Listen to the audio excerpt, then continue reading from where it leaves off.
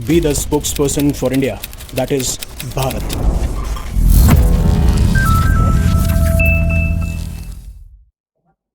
Hello future leaders. अब recently जो Taiwan के प्रेसिडेंट हैं लाई चिंगते, उनका आप कह सकते हो स्टेटमेंट या फिर एक वीडियो है जो बहुत ज्यादा वायरल हो रहा है। अब ये जो कॉन्वर्सेशन है ये कर रहे थे एएफपी के रिपोर्टर्स के साथ में। अब उसमें ये स्टेटमेंट देते हैं कि अगर हमने चाइना को अलाउ किया ताइवान के अंदर इन्वेड करने के लिए तो नेक्स्ट जो नंबर है वो आप इमेजिन भी नहीं कर सकते हो कि आने वाले टाइम पे किस किस के ऊपर अटैक होगा और चाइना का लॉन्ग टर्म प्लान क्या है। जब मैंने इनके स्टेटमेंट पढ़े, स्टेटमेंट देखे, उस आर्टिकल के अराउंड जो भी न्यूज़ थी वो देखी, मुझे कहीं पे भी ये चीज़ नहीं मिली कि 2050 या 2060 तक चाइना का क्या प्लान है। यानी कि आप ये ज़रूर सुनते हैं कि ताइवान को वो अपना हिस्सा बनाना चाहते हैं वन चाइना पॉलिसी के तहत, जहां पे वो ताइवान को चाइना का हिस्सा मानते हैं, लेकिन ताइवान साफ साफ इसको इनकार कर देता है और वो चाइनीज आइडेंटिटी से बिलोंग ही नहीं करते। वो ये कहते हैं कि हम ताइवानीज हैं। बट सबसे शॉकिंग बात ये थी कि ठीक है, हमें ये समझ में आ गया कि वन चाइना पॉलिसी के तहत चाइना ये कहता रहता है, लेकिन जब आप और ज्यादा एनालिसिस करेंगे और ज्यादा रिसर्च करेंगे तो आप ये पाएंगे कि सिर्फ चाइना का प्लान ये नहीं है कि हम मॉडर्नाइज कर दें अपनी आर्मी को, जो हमारा टारगेट है 2035 और 2040 तक।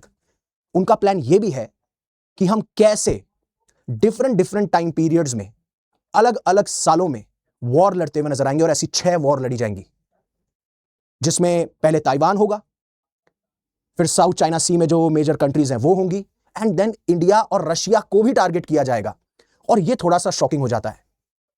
तो वन बाय वन बात करेंगे कि ये चीजें हो कैसे रही हैं और चाइना कैसे प्लान कर रहा है, स्पेशली उस कंटेक्स्ट में जब अभी आप देखेंगे चाइनीज मिलिट्री के अंदर जो इंपॉर्टेंट लीडर्स हैं उनको या तो एक्सपेल कर दिया जा रहा है या पर उन पे इन्वेस्टिगेशन बिठाई जा रही है और मोस्टली करप्शन के एलिगेशन लग रहे हैं। फिर कुछ रिपोर्ट्स ये निकल के आती हैं कि इन्होंने न्यूक्लियर सीक्रेट्स दिए थे यूएसए को। बहुत सारी चीजें जो मैंने पहले भी कवर करी हैं। बट जो ताइवान के प्रेसिडेंट हैं वो साफ साफ ये कहते हैं कि अगर चाइना इन्वेड करेगा और अगर ताइवान चाइना का हिस्सा बन जाता है, जिस तरीके से चाइना की हमेशा से एक एम्बिशन रही है, एक चाहत रही है, एक ड्रीम रहा है कि आसपास के एरिया पे जितना कंट्रोल बैठाया जा सके उतना कंट्रोल बनाया जाए। लेकिन नेक्स्ट कंट्रीज कौन सी होंगी? Next countries would be Japan, उसके बाद में फिलीपींस, एंड देन धीरे धीरे इंडो पैसिफिक रीजन के अंदर जो भी कंट्रीज हम सबको टारगेट करेंगे। और इवेंचुअली इन्होंने ये तक कहा कि अगर आपको लग रहा है ये वॉर अमेरिका तक नहीं पहुंचेगी, यूरोप तक नहीं पहुंचेगी, तो ये आपकी गलतफहमी है। ये वॉर वहां तक भी पहुंचेगी। इसलिए चाइना को ताइवान पे ही रोकना बहुत ज्यादा जरूरी है जब ये स्टेटमेंट दे रहे थे। अब सबसे पहली बात यह है, जब भी चाइना ताइवान का इशू आता है तो सबसे इंपॉर्टेंट प्लेयर, अगर मैं चाइना ताइवान के बाद में नाम लूं तो वो आता है यूनाइटेड स्टेट्स का। अब जब आप यूनाइटेड स्टेट्स की बात करते हैं तो इन्होंने ये कहा कि यूनाइटेड स्टेट्स हमें साफ साफ आश्वासन देता है कि they will stand with Taiwan, और वो ताइवान को एक बार्गेनिंग चिप की तरह इस्तेमाल नहीं करेंगे। मान लीजिए कि यूएस और चाइना का कोई कन्फ्लिक्ट होता है, कोई कन्फ्रंटेशन होता है, एंड देन यूएस ये डिसाइड करता है कि चलो ठीक है, लेट इट गो, ताइवान को छोड़ देते हैं, ताइवान को कह देते हैं या फिर खुद के सहारे पे छोड़ देते हैं, या फिर चाइना अगर कब्जाना चाहता है तो कर ले, कोई टेंशन नहीं है। या फिर मान लीजिए यूएस और चाइना की ट्रेड वॉर होती है और ट्रेड वॉर के टर्म्स एंड कंडीशन में चाइना ये कहता है कि आप ताइवान के साथ जो स्टैंड लेते हैं, ताइवान को जो आप सपोर्ट करते हैं वो आप नहीं करेंगे। तो ऐसा ताइवान के प्रेसिडेंट कह रहे हैं कि हमें बार्गेनिंग चिप की तरह यूएस इस्तेमाल नहीं करेगा। अब वो तो टाइम बताएगा, और जो यूएस का नेचर है वो आप सभी को पता है। बट बात यह है कि चाइना के प्रेसिडेंट जी जिनपिंग ने पहले भी यूएस को वार्न किया था कि आप ताइवान को वेपन्स मत बेचिए।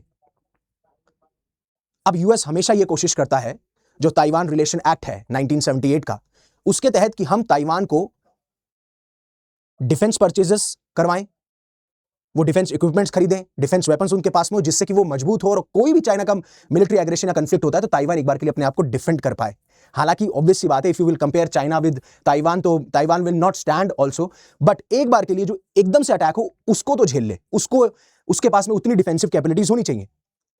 और ये स्टेटमेंट कब आ रहा है? ये स्टेटमेंट तब आ रहा है जब डोनाल्ड ट्रंप ये कह रहे हैं कि मैं अप्रैल के अंदर चाइनीज प्रेसिडेंट जी जिनपिंग के साथ में मिलने वाला हूं, अभी हमारी रिलेशनशिप बहुत शानदार है, और इसी साल के एंड में चाइनीज प्रेसिडेंट भी यूएस से आएंगे। तो उसी पे ताइवान के प्रेसिडेंट ये कहते हैं कि अगर इन मीटिंग्स के दौरान, इन विजिट के दौरान कोई ऐसा स्टेटमेंट बाहर आता है या फिर दोनों पार्टीज इस पे सहमत होती हैं कि हम चाहते हैं ये रीजन पीसफुली रहे, तो Taiwan would welcome it, but I don't think so that is going to happen कि चाइना एक्सेप्ट करेगा। अब हालांकि डोनाल्ड ट्रंप ये कह चुके हैं कि मेरे कार्यकाल के अंदर चाइना जो है वो ताइवान पे अटैक नहीं करेगा, और आप देखिए इनका कार्यकाल जब खत्म होगा उसी टाइम के अराउंड ताइवान में भी इलेक्शन होंगे। तो मैंने पहले अपने वीडियोस में बताया है कि वो इलेक्शन सबसे ज्यादा क्रूशियल होंगे। आज के टाइम पे जो पार्टी रेजिस्ट कर रही है चाइना को, अगर वही पार्टी रहती है तो we can see an invasion from China in Taiwan. But मान लीजिए कोई प्रो चाइना लीडर वहां आ जाता है, so that won't be an issue as well. और यूएस हर एक कोशिश भी कर रहा है, जहां पे पहले यूएस जिस तरीके से वेपन्स प्रोवाइड कर रहा है ताइवान को, even US law makers pressure बना रहे हैं ताइवान की गवर्नमेंट पे कि आप ज्यादा से ज्यादा फंड रिलीज कीजिए जिससे कि आप डिफेंस वेपन्स खरीद पाएं। अब यूएस को भी अपने मार्केट दिखता है, जितने भी अलाइज हैं साउथ चाइना सी के अंदर, चाहे वो फिलीपींस हो, जापान हो या फिर ताइवान हो, सबको डिफेंस परचेजेस के लिए मजबूत किया जाता है, जैसे नेटो के अंदर किया जा रहा है। तो उस पे ताइवान के प्रेसिडेंट साफ साफ कहते हैं कि हाँ, कंट्री की पार्लियामेंट इस पे सोच विचार कर रही है एंड हम एडिशनल 40 बिलियन बजट जो है अब क्रूशियल डिफेंस परचेजेस के लिए हम वो फंड अलॉट करने वाले हैं, जिसमें हाई लेवल वेपन्स हम यूएस से खरीदते हुए पाए जाएंगे, जिससे कि अगर कोई भी मिलिट्री एस्केलेशन होता है, कंफ्लिक्ट होता है, वॉर होता है, तो we will be able to tackle Chinese forces. और इनकी सबसे खास बात यह थी कि आज के टाइम पे आप एक सिंगल कंट्री नहीं मान सकते हो, ये पूरी एक ग्लोबल कम्युनिटी है। अगर एक कंट्री पे अटैक होगा तो दूसरी कंट्री भी उसके अंदर कहीं ना कहीं डायरेक्टली इन्वॉल्व होगी ही होगी। और आज के कंटेक्स्ट में तो बहुत ज्यादा इंपॉर्टेंट है, जब जो जापान की फॉर्मर पीएम सने तकाची, और अब तो उन्होंने लैंडस्लाइड विक्ट्री ली है, और जब से ये आई थी तो डेफिनेटली तब से ही एग्रेसिव थी, और बीच में काफी सारे आपको फ्यूड भी देखने को मिलता है इन दोनों नेशन के बीच में, जैसे वो चाइना हो या फिर आपका जापान हो। तो उन्होंने कहा था कि अगर चाइना ताइवान पे अटैक करेगा तो वी विल डेफिनेटली इंटरवीन, और इसी मुद्दे पे चाइना ताइवान के रिश्ते भी एक बार के लिए खराब हो गए थे, अभी थोड़े महीनों की बात है। फिर फिलीपीन के प्रेसिडेंट फर्डिनेंड मार्कोस ये कहते हैं कि फिलीपींस इनविटेबली एट द एंड तो इन्वॉल्व होने वाला ही है। और सबसे खास बात यह है, फिलीपीन अलाउ करता है यूएस ट्रिप्स को वहां पे जो 9 मिलिट्री बेसेस हैं उनको एक्सेस करने के लिए। तो आपको मिलिट्री बेसेस देखने को मिल रहे हैं, इन अलाइज को सपोर्ट दिया जा रहा है, इनके साथ में स्टैंड करा जा रहा है, डिफेंस परचेजेस कराई जा रही है सिर्फ टू टैकल चाइना। और अभी रिसेंटली जो हर साल आप देखेंगे यूएस की सीक्रेट इंटेलिजेंस एजेंसी है सीआईए, वो ऐसे ऐसे वीडियोस निकालती हैं स्पेशली जिससे कि वो चाइनीज ऑफिशियल्स को या चाइनीज मास्टर्स को, जो कि बहुत ही इंपॉर्टेंट पोजीशन पे बैठे हैं या फिर वो मिलिट्री से डील कर रहे हैं या फिर मिलिट्री एडमिनिस्ट्रेशन के अंदर हैं वो, या आर्मी के अंदर हैं, जिससे कि कैसे ना कैसे करके वो स्पाई रिक्रूट कर सके, और स्पाई रिक्रूट करने के बाद में जो भी उन्हें रिक्वायर्ड इंफॉर्मेशन है वो मिल जाए। और ऐसे इन्होंने पहले भी वीडियोस रिलीज किए हैं, यहां तक कि इन वीडियोस में इंस्ट्रक्शन भी दिए जाते हैं कि कैसे आप यूएस इंटेलिजेंस एजेंसी से कांटेक्ट कर सकते हैं। ऐसा ही पिछले साल भी किया गया था और ऐसा ही इस बार भी किया गया, और इस बार टाइमिंग ज्यादा इंपॉर्टेंट है, जिस तरीके से चाइना के अंदर करप्शन के एलिगेशन लगा के उनके मिलिट्री जनरल्स को रिमूव किया जा रहा है, अंडर इन्वेस्टिगेशन बैठाई जा रही है। At the same time they have release this video, जहां पे वो ये साफ साफ कह रहे हैं कि या तो आप पीपल्स लिबरेशन आर्मी के अंदर काम कर रहे हैं या फिर आपका मिलिट्री के साथ में कोई उठना बैठना है, रिश्ता है, तो आप आइए, इस तरीके से आप हमारे साथ में कांटेक्ट कर सकते हैं। अब एक बार आगे जाने से पहले मैं वो वीडियो थोड़ा बहुत दिखा भी देता हूं कि उसमें हो क्या रहा होता है, क्योंकि बताया जा रहा है कि कैसे लोग फ्रस्ट्रेटेड हैं, उनको डिसीजन नहीं लिए जा रहे, उनके ऊपर एलिगेशन लग रहे हैं कि आप करप्शन हो, आप शी जिनपिंग के खिलाफ बोल नहीं सकते हैं। ये सारी चीजें हमें देखने को मिल रही हैं, और मैंने कहा था कि जब मिलिट्री मॉडर्नाइजेशन की बात आएगी तो शी जिनपिंग ये चाहेंगे कि उनके सारे लॉयलिस्ट वहां बैठे और जो शी जिनपिंग चाहते हैं वो कर पाएं, जिससे कि जब कोई कंफ्लिक्ट या वॉर हो तो शी जिनपिंग को प्रॉब्लम ना आए। A video released by the CIA on Thursday aims to recruit potential informants within the Chinese military. 真相越发显而易见。 It depicts a Chinese officer reporting for duty while a voiceover in Mandarin suggests the individual is beset by fear and mistrust of their own government. 但现在， Quote, anyone with leadership qualities is bound to be subject to suspicion and ruthlessly eliminated, it says. 任何 The US spy agency rolled out the video just weeks after a dramatic purge of China's top general. But फिर मैंने जब research करी कि ठीक है, Taiwan पे, फिर Japan पे, फिलीपींस पे, अगर आप ऊपर ऊपर से देखेंगे तो लगता है कि हाँ ऐसा तो होने ही वाला है, इसमें क्या बड़ी बात होगी, सबको पता है।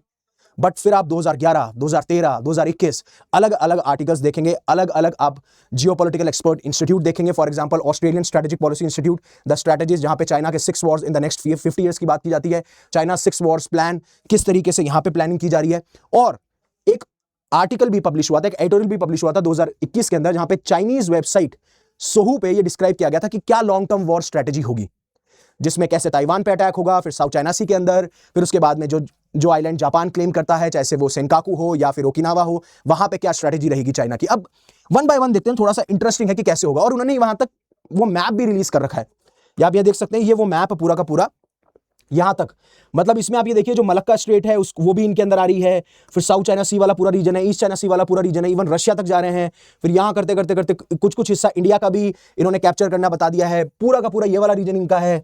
तो बहुत ज्यादा शॉकिंग है जब ये मैप निकल के आता है। अब बात करते हैं कि कैसे कैसे वॉर होगी और क्या क्या होगा। पहले चाइना ताइवान को यह कहेगा कि अगर आप शांतिपूर्वक पीसफुली हमारे साथ जुड़ना चाहते हैं तो well and good, otherwise war होगी। और मान लीजिए यूएस और जापान इंटरवीन नहीं करते हैं, ये सिर्फ सिचुएशन और सिनेरियो डिस्कस किए गए, तो ये वॉर 3 महीने में खत्म हो जाएगी। और अगर मान लीजिए यूएस और जापान इंटरवीन भी करते हैं तो हो सकता है ये लंबा टाइम लग जाए, लेकिन जीतेगा चाइना ही। और इस आर्टिकल में अलग अलग स्ट्रैटेजीज में, अलग अलग ओपैड्स में, एडिटोरियल्स में यही कहा गया है। ऑब्वियस सी बात है, अब चाइनीज वेबसाइट पे कोई चीज डल रही है, चाइना की तरफ से निकल रही है, तो वो तो यही क्लेम करेंगे ना कि वो जीतेंगे। लेकिन मैं सिर्फ एक आपको मेंटालिटी बता रहा हूं कि ये किस तरीके की सोच रखते हैं आगे आने वाले टाइम तक। फिर चाइना 2 साल अपने आप को दोबारा रीग्रुप करेगा, रीसेट लेगा, और फिर उसके बाद में अल्टीमेटम दिया जाएगा साउथ चाइना सी की कंट्रीज को, स्पेशली जो स्पार्टले आइलैंड के अराउंड है। ये जो स्पार्टले आइलैंड आप देख रहे हैं, ये डिस्प्यूटेड आइलैंड्स हैं, पारासेल आइलैंड, स्पार्टले आइलैंड। और चाइना की आदत हमेशा से रही है कि साउथ चाइना सी में अपन को थोड़ा सा एग्रेसिवनेस दिखानी है, असर्टिवनेस दिखानी है, पूरा का पूरा रीजन खुद क्लेम करते हुए नजर आते हैं। इसी वजह से चाहे फिलीपींस हो, मलेशिया हो, वियतनाम हो, इनके कन्फ्लिक्ट इनके साथ में देखने को मिलते हैं, और चाहे वो जापान हो। और अगर मान लीजिए कोई रेजिस्ट करता है तो चाइना सबसे पहले किसको टारगेट करेगा? वियतनाम को टारगेट करेगा, and then they will have fully control by 2030। मतलब आज 2026 चल रहा है, तो ये ताइवान में इन्वेड भी कर लेंगे, ताइवान को कैप्चर भी कर लेंगे, अपना हिस्सा बना लेंगे, एंड देन 2030 तक ये वियतनाम पे अटैक कर चुके होंगे और इसको भी अपना हिस्सा बना लेंगे। हालांकि आई रियली डोंट फील कि 2030 तक ये सब कुछ कर पाएंगे, बट अगर ये 2030 का 2032 होता है, 35 होता है, what ever it is, but आप ये सोचिए कि इनकी सोच कहां तक जा रही है। पहले मिलिट्री में रिफॉर्म लेके आना, फिर मॉडर्नाइजेशन करना, मॉडर्नाइजेशन के साथ साथ अपने टारगेट डिसाइड करना, और तीसरा नंबर आता है जब ये जो इंडिया का जो अरुणाचल प्रदेश है उसको कहते हैं सदर्न तिब्बत। अब इसमें इंडिया का प्लान क्या है? इंडिया को पहले इंटरनली कमजोर किया जाएगा।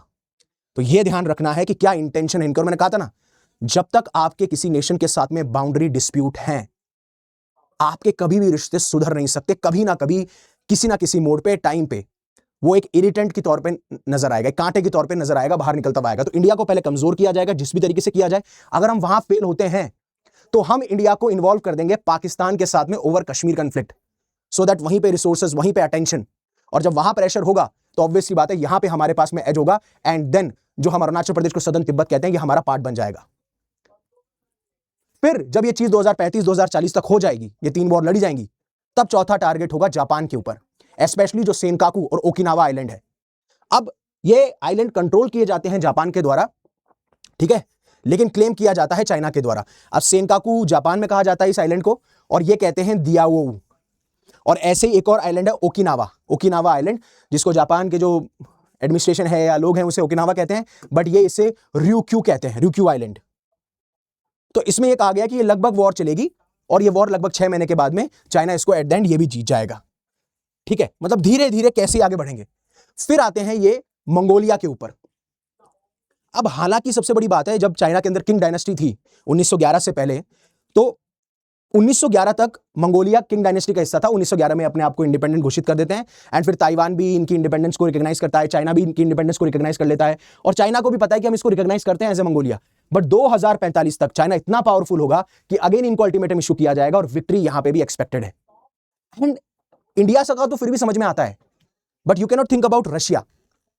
जब सब कहते हैं कि अरे आरआईसी की बात की जा रही है, रशिया इंडिया चाइना ट्रोयका बनाया जा रहा है, ये कैसे हो सकता है? चाइना के बारे में तो मैंने बार बार कहा है कि जब तक इंडिया के साथ में डिस्प्यूट नहीं सॉल्व हो सकते, आप ये नहीं समझ सकते कि हाँ बहुत अच्छे रिश्ते चलेंगे। बट रशिया के साथ में ऐसी चीज नहीं देखने को मिलती, लेकिन वहां पे भी डिस्प्यूटेड टेरिटरी है, जहां पे चाइना साफ साफ ये क्लेम करता है कि जो हमने 19वीं सेंचुरी के अंदर रशिया के हाथों हमारी जो लैंड खोई थी ना, अराउंड 1.5 स्क्वायर मिलियन किलोमीटर, जिसमें अनइक्वल ट्रीटीज हुई थी, मतलब हम इक्वली नहीं थे, इक्वली स्टैंड नहीं करते थे। हमने उस टाइम की सिचुएशन के हिसाब से रशिया के साथ में अनइक्वल ट्रीटीज करी, और हमें ये लैंड गिव अप करनी पड़ी।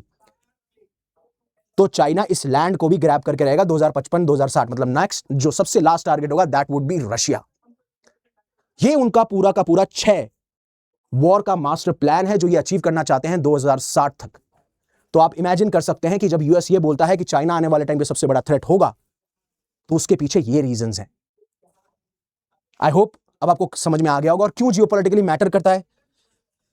पहली बात तो यह है कि इंडो पैसिफिक का रीजन जहां हम बात करते हैं स्टेबल रहे, प्रॉस्परस रहे, पीसफुल रहे, जिससे ट्रेड अच्छे से हो सके, इकोनॉमिकली सब ग्रो कर सकें, पूरे की पूरा जो पीस है वो डैमेज हो जाएगा, काफी सारे रिलेशनशिप हर्ट हो जाएंगे और चाइना की तरह एक एग्जाम्पल सेट हो जाएगा, जैसे यूएसए ने भी एग्जाम्पल सेट किया वेनेजुएला में।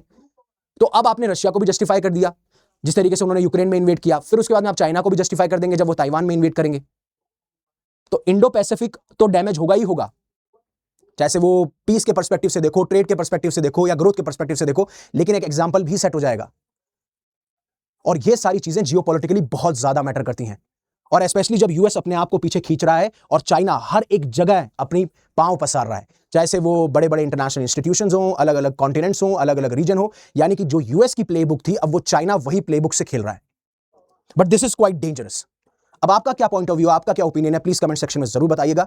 उससे पहले अनअकैडमी आपके लिए लेके आया all India prelims mock test, जो कि 15 फरवरी को होने वाला है 9:30 से 9:30 और 2:30 2 स्लॉट के ऊपर। आप प्लीज इसे मिस मत कीजिएगा, नोटिफिकेशन निकल चुकी है, आप तैयारी कर रहे हैं तो प्लीज सिंसियर हो जाइए, मेहनत कीजिए so that you can crack this, और डिस्क्रिप्शन में आपको लिंक मिल जाएगा।